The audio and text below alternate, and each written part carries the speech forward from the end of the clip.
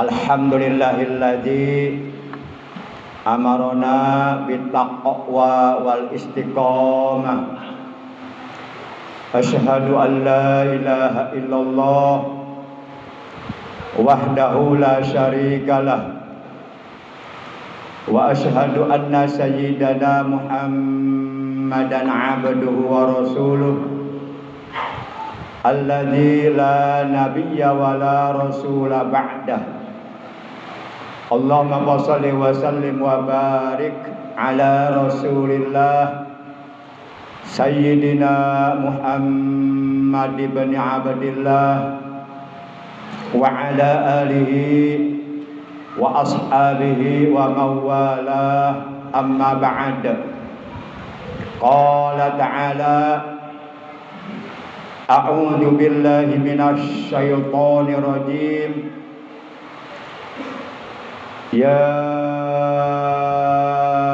ayyuhalladzina amanu ittaqullaha haqqa tuqatih wa la tamutunna illa wa antum muslimun. Wa qala ta'ala aydan qul in kuntum tuhibbunallaha fattabi'uni yuhibbukumullah wa yaghfir lakum dzunubakum wallahu ghafurur rahim. Usikum bittaqwallah aynama kuntum fi kulli waqtin wahin. Ma'asyiral muslimin, segenap jamaah salat Jumat yang dimuliakan oleh Allah rahimakumullah. Segala puji adalah milik Allah. Salawat dan salam semoga tetap dilimpahkan selalu atas manusia yang paling dicintai oleh Allah, yaitu panutan kita yang mulia, baginda tercinta Nabi Agung, Nabi besar Muhammad sallallahu alaihi wasallam, beserta seluruh keluarga beliau, para sahabat beliau dan seluruh pengikut beliau yang tetap setia dan tetap cinta kepada beliau, serta tetap istiqomah menjalankan perintah-perintah beliau, juga menjauhi larangan-larangan beliau, menghidupkan, mengamalkan sunnah-sunnah beliau, serta melaksanakan apa-apa yang telah diwasiatkan oleh beliau. Ma'asyiral muslimin rahimakumullah wa hadakumullah wa hafizakumullah. Sebagaimana diterangkan oleh Allah dalam Al-Qur'an bahwa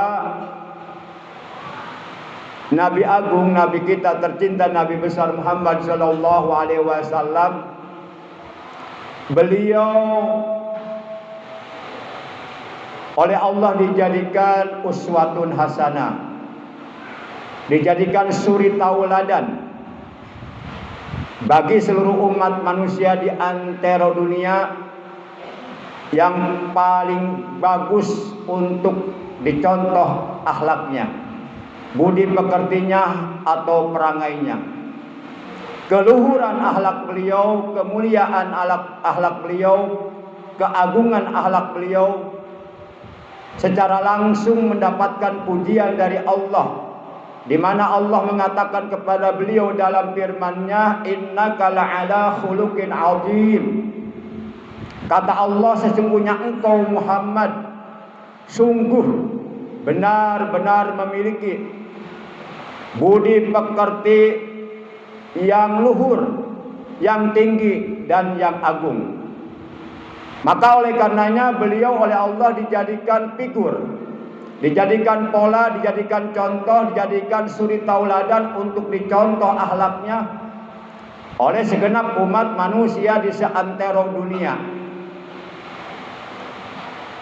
Sebagaimana Allah menegaskan dalam Al-Quran surah yang ke-33, yaitu surah Al-Ahzab, juz yang ke-22 ayat 21, di mana dalam ayat tersebut Allah telah berfirman, laqad kana lakum fi rasulillahi uswatun hasanah liman kana yarjullaha wal yawmal akhir wa dzakarallaha katsira. Sungguh benar-benar telah ada bagimu, bagi seluruh umat manusia, di dalam kepribadian diri Rasulullah Shallallahu Alaihi Wasallam uswatun hasanah, suri tauladan yang paling baik, yaitu bagi orang-orang yang mengharapkan rahmat Allah, mengharapkan perjumpaan dengan Allah di dalam surganya Allah, dan ia banyak mengingat Allah, banyak berzikir kepada Allah Subhanahu wa Ta'ala. Dalam ayat ini dengan sangat jelas Allah menegaskan, menerangkan kepada kita bahwa Nabi kita tercinta Rasulullah Sallallahu Alaihi Wasallam, beliau adalah uswatun hasanah. Maka oleh karenanya hukumnya wajib bagi seluruh umat manusia untuk mencontoh akhlak beliau dan tidak boleh mencontoh akhlaknya orang-orang kafir.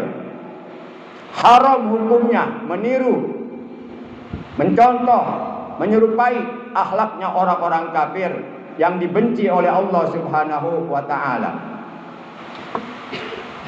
Salah satu di antara keluhuran, kemuliaan, keagungan akhlak baginda kita yang mulia tercinta Nabi besar Muhammad Sallallahu Alaihi Wasallam, minimal ada 4 akhlak mulia beliau, minimal ada 4 yang harus kita contoh. Yang pertama, beliau bersifat hilim. Hilim itu secara bahasa bisa diartikan sabar yang di dalamnya mengandung murah hati. Orang kalau memiliki sifat hilim, dihina tidak marah, malah tersenyum. Dicaci maki tidak marah, malah memberi kepada yang mencaci maki. Itu adalah akhlak yang dimiliki oleh Rasulullah Sallallahu Alaihi Wasallam, sebagaimana diterangkan dalam catatan sejarah. Ketika orang kafir selalu meludahi muka beliau, beliau tidak marah, malah tersenyum. Dan ketika orang kafir tersebut yang suka meludahi muka beliau sakit, beliaulah orang yang paling pertama menjenguk orang kafir tersebut.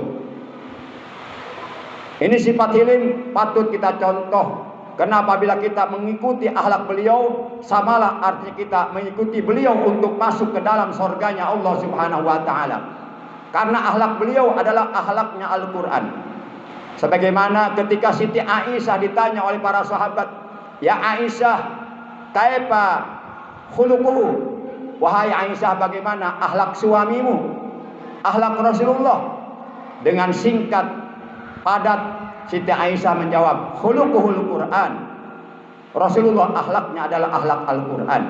Artinya kalau kita mencontoh akhlak beliau, hakikatnya kita mengikuti Al-Quran yang diturunkan oleh Nabi Muhammad, oleh Allah Subhanahu wa Ta'ala kepada Nabi Muhammad Sallallahu Alaihi Wasallam. Yang kedua, sifat tawadhu. Secara bahasa tawadhu artinya rendah hati, tidak bersikap congkak. Walaupun kaya, walaupun pangkatnya tinggi, walaupun jabatannya tinggi, tapi selalu bersikap rendah hati. Tawadu. Allah, Rasulullah menjelaskan dalam sabdanya, man tawaddu'a rafa'ahullah wa man takabbara wada'ahullah. Barang siapa yang hidupnya selalu bersikap tawadu, bersikap rendah hati, tidak bersikap sombong, maka derajatnya oleh Allah akan diangkat ke derajat yang mulia. Sebaliknya barang siapa yang hidupnya selalu bersikap congkak, sombong, adigung adiguna, maka orang tersebut oleh Allah akan direndahkan dengan serendah-rendahnya, akan dihinakan dengan sehina-hinanya. Kemudian yang ketiga yang patut kita contoh dari kemuliaan akhlak Rasulullah adalah sifat sakha, sifat dermawan, suka menolong orang lain yang dalam keadaan susah, suka memberi kepada orang yang lain yang membutuhkan pertolongannya. Bahkan orang yang memiliki sifat sakha, dia akan selalu bersikap mementingkan orang lain ketimbang mementingkan dirinya sendiri. Kalau dia punya makanan, lalu kemudian ada pengemis datang, maka tentu orang yang memiliki sifat sakha, makanan tersebut akan diberikannya kepada pengemis walaupun ia sendiri tidak makan. Ini adalah akhlaknya Rasulullah SAW yang patut kita contoh. Dan yang keempat adalah sifat husnul khuluq, bagus budi pekerti. Kebagusan budi pekerti seorang mukmin itu menjadi manifestasi, menjadi bukti yang nyata di hadapan Allah dan Rasulnya bahwa iman yang berada di dalam hatinya telah sempurna. Jadi kesempurnaan iman kita bisa diukur dari keluhuran akhlak kita. Sempurna atau tidaknya iman yang berada di dalam hati kita, maka lihat akhlaknya. Sebagaimana Rasulullah telah bersabda, akmalul mu'minina imanan ahsanuhum khuluqa. Orang mukmin yang paling sempurna imannya, kata Rasulullah, adalah ahsanuhum khuluqa, adalah mereka yang paling bagus budi pekertinya. Bahkan beliau dalam hadis riwayat lainnya pernah mengatakan, inna ahabbakum ilayya, sesungguhnya manusia di antara kalian yang paling aku cintai, wa aqrabakum minni majlisa yaumal qiyamah, dan tempat duduknya akan sangat dekat denganku nanti di hari kiamat, adalah ahasinukum akhlaqo, adalah kamu yang paling bagus budi pekertinya. Maka yuk kita sama-sama belajar memperbaiki akhlak. Bagaimana seharusnya akhlak kita kepada orang tua kita, kepada para sesepuh yang usianya jauh di atas kita. Bagaimana seharusnya kita berakhlak kepada guru-guru kita yang memberikan ilmu kepada kita. Bagaimana seharusnya kita berakhlak kepada sahabat kita, tetangga kita, saudara kita, dan seterusnya dan seterusnya. Ma'asyiral muslimin segenap jamaah salat Jumat rahimakumullah. Yang empat macam tadi yaitu sifat hilim, sabar yang di dalamnya mengandung sifat murah hati. Yang kedua tawadu, rendah hati. Yang ketiga sakha, dermawan. Dan yang keempat husnul khuluq, bagus budi pekerti. Itu empat-empatnya akhlak yang dimiliki oleh Nabi Muhammad SAW. Dan apabila empat-empatnya berada pada diri kita, maka sempurnalah iman kita. Sebagaimana diterangkan oleh Syekh Abu Hamid Muhammad bin Muhammad Al-Ghazali di dalam kitab Ihya Ulumuddin. Beliau menukil perkataan seorang sufi besar, sufi agung, tingkat ahlul mukasyafah.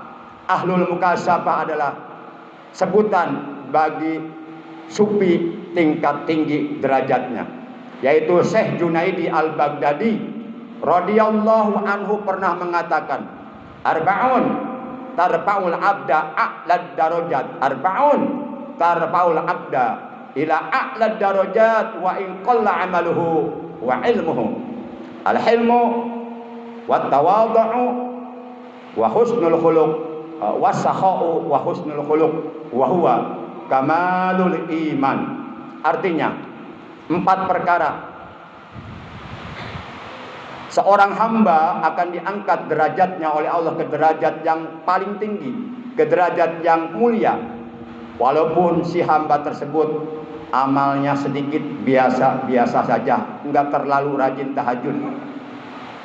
Walaupun si hamba tersebut ilmunya sedikit, ilmunya cetek, tapi si hamba tersebut diangkat derajatnya melambung tinggi oleh Allah, karena di dalam dirinya ada 4 sifat terpuji yang dimiliki oleh baginda Rasul, yaitu sifat hilim, sifat tawadu, sifat sakho, dan sifat husnul khuluq. A'udzu billahi minasyaitonir rajim.